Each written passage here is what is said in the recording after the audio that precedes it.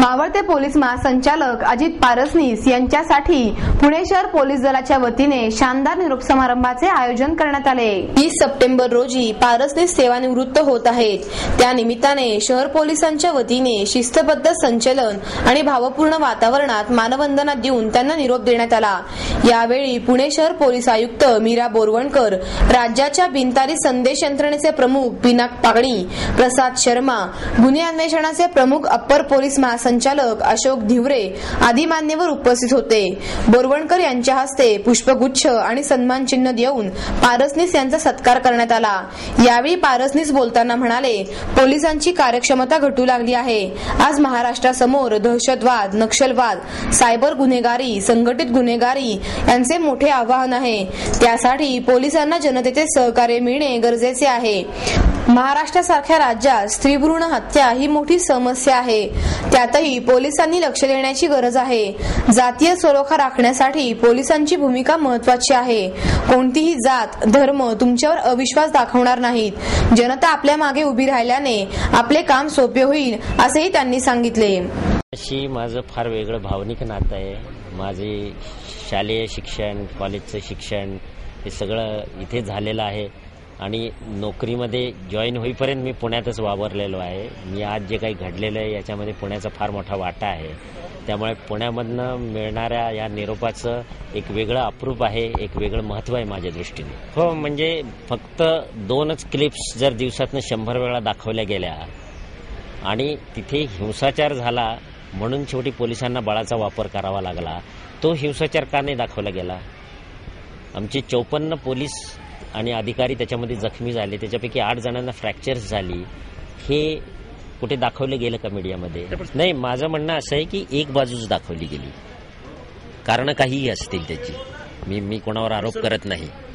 त्या tapes actually पोलिसांनीच द्यायला हव्या। जर तुम्ही म्हणता की पोलिसांना घेरल्याच्या टेप्स, परंतु त्या टेप्स मीडियाकडेच होत्या, त्या मीडियाकडनं शेवटी पोलिसला मिळवायला लागल्या, पण त्या दाखवल्या गेल्या नाहीत टीव्हीवर। तुमचा असा दावा आहे की पसरवादांनी फक्त एकच बाजू दाखवली? व्हायलन्स जो झाला तो दाखवला का? आपणच सांगा ना। व्हायलन्स जो झाला तोही दाखवायला पाहिजे होता, दोन्ही बाजू मांडणार ना आपण। पोलिसांची चूक नव्हती असे म्हणजे पोलिसांची चूक होती का नव्हती आता त्याच्यासाठी कमिशन बसलेलं आहे। कमिशनची इन्क्वायरी त्याच्यामध्ये होणार आहे। म्हणजे तिथे काही कुठे शासनाने किंवा पोलीस प्रशासनाने कुठे काही झाकायचं त्याच्यात प्रयत्न केलेला नाहीये आणि आता चौकशी बसलेली आहे। त्यामुळे आता त्याच्यावरती बरोबर होतं का चूक होतं त्याचे निष्कर्ष हे कमिशन काढेल। तुम्हाला खंत आहे संदीप कर्णिक यांच्यावर जी कारवाई झाली? नाही, त्याच्याबद्दल माझी काही खंत नाही।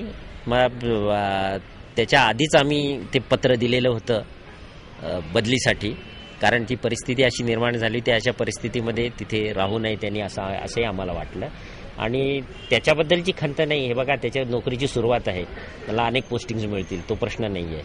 प्रश्न असा आहे की ज्या वेळेला पोलिसांना काही कुठे बळाचा वापर करण्याची इच्छा नसते, पर्टिक्युलरली ह्या टाईपचं जे आंदोलन असतं, आणि आपण कल्पना करा त्या दिवशी त्या रस्त्यावरती 8 ठिकाणी हे आंदोलन होतं, त्याच्यापैकी 7 ठिकाणी ते व्यवस्थित शांततेने पार पडलं।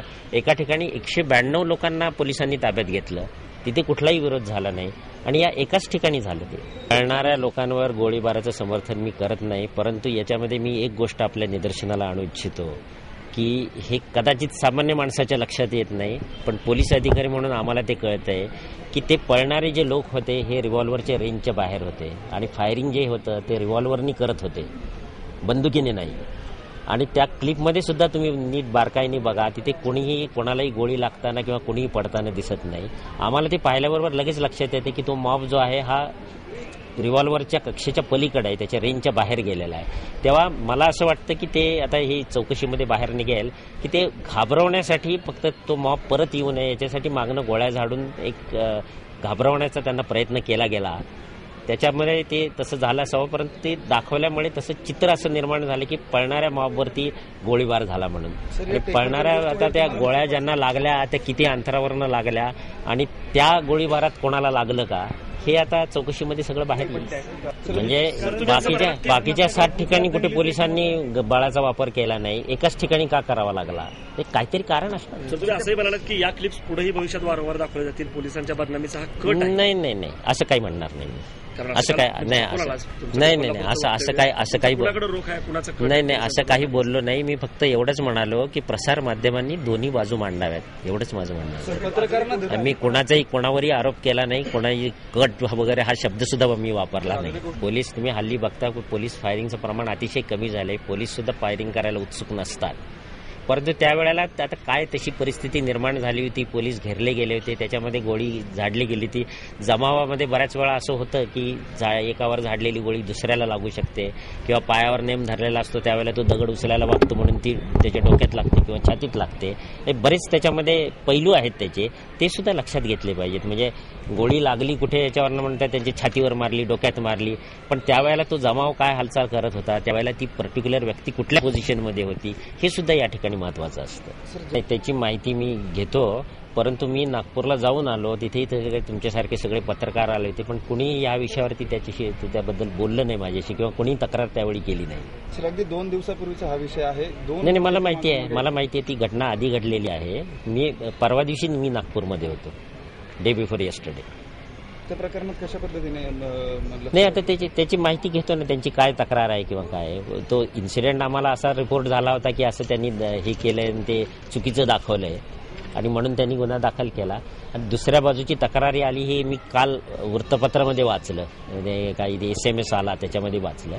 तर ते काय आहे परिस्थिती त्याची माहिती घेईन मी परत गेल्या. सर तुम्ही असंही म्हणालात की काही अधिकारी रिटायर झाल्यानंतर पोलिसांच्या विरोधात जर बोलले तर बेईमानी असं तुम्ही म्हणताय, मग कसं काय अधिकाऱ्यांनी? नाही माझं असं म्हणणं आहे की तुम्ही ज्या खात्यामध्ये नोकरी करता त्या खात्याच्या विरुद्ध बोलू नये. बोलायची ही पद्धत आहे ना, त्रुटी दाखवता येतात, चुका दाखवता येतात, परंतु एक पद्धत असते त्याची. आपण ज्या वेळेला एखाद्या खात्यामध्ये ते 30-35 वर्ष नोकरी करतो त्यावेळेला त्या खात्याच्या किती विरोधात जायचं यालाही मर्यादा आहेत. साहेब वैयक्तिक हम दोनों शोकरी होणार 6 दिवस राहिलेले आहेत. कालपासून मी त्यासाठी गिरट्या घालतो.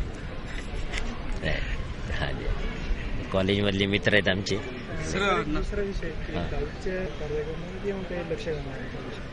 ते बघावं लागेल. बेसिकली हा विषय सेन्सॉरचा असतो. पोलीस